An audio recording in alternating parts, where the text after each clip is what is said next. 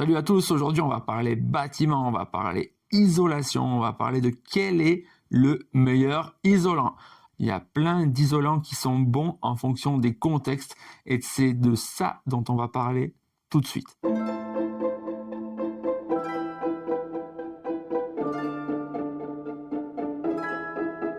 Une maison bien faite, c'est une maison bien isolée. Première chose, il faut que le sol soit bien isolé et pour le sol, on considère R3. R, c'est la résistance thermique. Ce qui est chouette, c'est que quand vous allez acheter votre isolant, vous avez à chaque fois noté le R et c'est ça que vous devez regarder. Donc pour le sol, R3.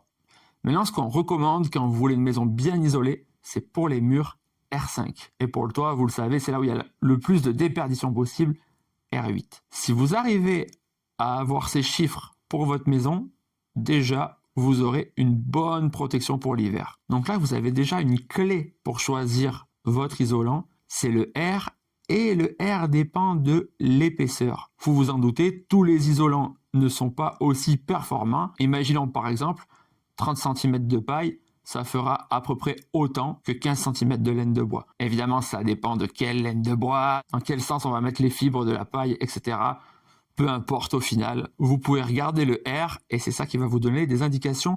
Donc, ce qui va jouer, c'est déjà de quel espace vous disposez. Est-ce que vous êtes en capacité de mettre un isolant comme de la paille, par exemple, où vous allez avoir besoin de mettre une épaisseur conséquente pour bien isoler, ou au contraire, vous êtes dans des appartements où vous avez très peu d'espace, et là, il va vous falloir choisir des isolants très performants au niveau du lambda. Le lambda, c'est la seconde unité à connaître quand on veut s'isoler. C'est ce qui nous permet de comparer les isolants, à savoir que plus le lambda est petit, plus il est performant.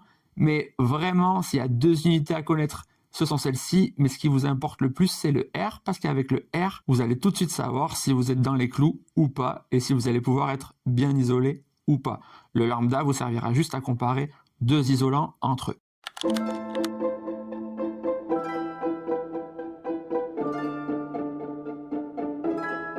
Un autre point super important à connaître, c'est la perspiration. Est-ce que l'isolant que vous allez mettre est perspirant? Donc déjà, est-ce que la cloison ou le mur que vous allez isoler est perspirant? Est-ce que vous souhaitez qu'il le soit?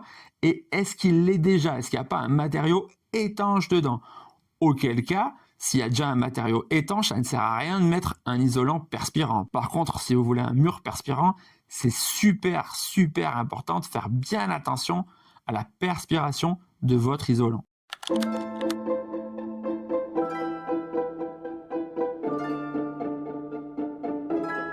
Un autre facteur assez intéressant à regarder, ça dépend de votre conscience écologique, c'est est-ce qu'il stocke du carbone ou pas? On a pas mal d'isolants comme la paille, le chanvre, etc. qui sont des recyclés de culture.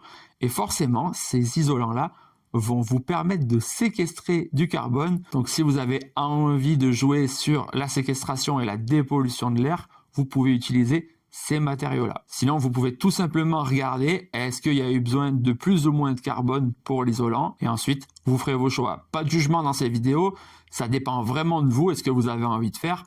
Moi, honnêtement, je les utilise tous, à part ceux qui sont nocifs pour la santé.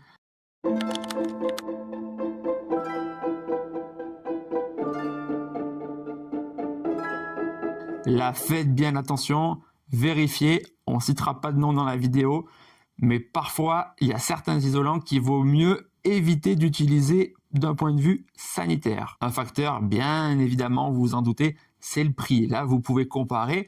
Il y a plein d'isolants qui sont plus ou moins naturels et qui sont plus ou moins chers. Ça dépend des aléas du marché.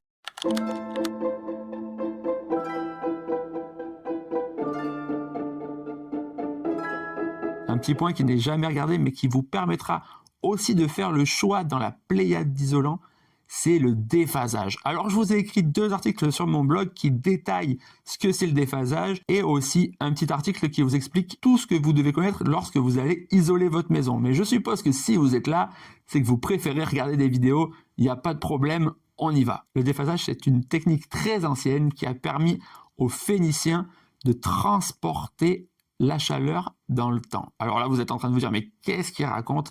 En fait, vous vous en doutez, la chaleur, quand elle arrive et qu'elle percute un mur, elle met du temps à traverser ce mur. Avec le déphasage, vous pouvez choisir précisément quand est-ce que la chaleur va rentrer chez vous. Et donc c'est très intéressant pour les endroits où par exemple il fait très chaud la journée et très frais la nuit pour faire rentrer pile poil quand vous le décidez la chaleur émise par le soleil. Pour ça, je vous renvoie sur mon site web, j'ai fait un petit calculateur. Alors j'avais le choix, soit il était compliqué et très précis, soit il était très simple et pas extrêmement précis. Là, j'ai choisi de vous le faire super simple et pas extrêmement précis. Donc c'est juste pour vous donner un ordre d'idée, mais au niveau du déphasage, vous n'êtes pas obligé de faire du pile poil. Tant que vous visez les 12 heures, c'est bien. Souvent, on dit qu'il faut avoir le plus possible. Ce n'est pas vrai. Le but, c'est d'avoir entre 10 et 14 heures de déphasage pour la totalité de votre paroi. Donc, je vous laisse aller sur mon site web et faire vos calculs par vous-même. Attention, prenez bien en compte la totalité de la paroi. Mais là encore, vous avez un nouveau critère qui vous permet de choisir l'isolant idéal.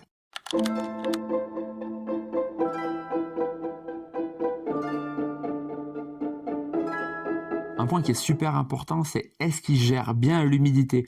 Moi, typiquement, là, pour la serre, c'était super important de trouver un matériau qui puisse gérer les surcroîts d'humidité. Ça va avec la perspiration, mais c'est aussi un critère qui va vous permettre de choisir l'isolant parfait pour votre paroi.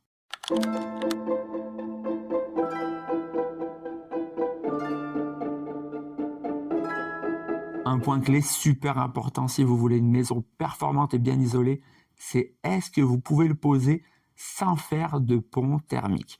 Les ponts thermiques, c'est des ruptures dans l'isolation et si vous voulez une maison bien faite, une maison qui vous protège des froids les plus violents, vous devez minimiser, voire annihiler les ponts thermiques, c'est-à-dire les points où il n'y a pas d'isolant. C'est un peu comme vous, si vous mettiez une veste, vous ne voulez pas qu'il y ait de trous dans cette veste. Vous l'avez compris avec cette vidéo, il n'y a pas d'isolant miracle. Il y a plusieurs critères qui vous permettent de bien faire vos parois et le choix des matériaux est quelque chose de fondamental. Vous le savez, moi je vous accompagne à construire vos maisons écologiques parce qu'il y a énormément d'erreurs rien qu'à cette étape-là.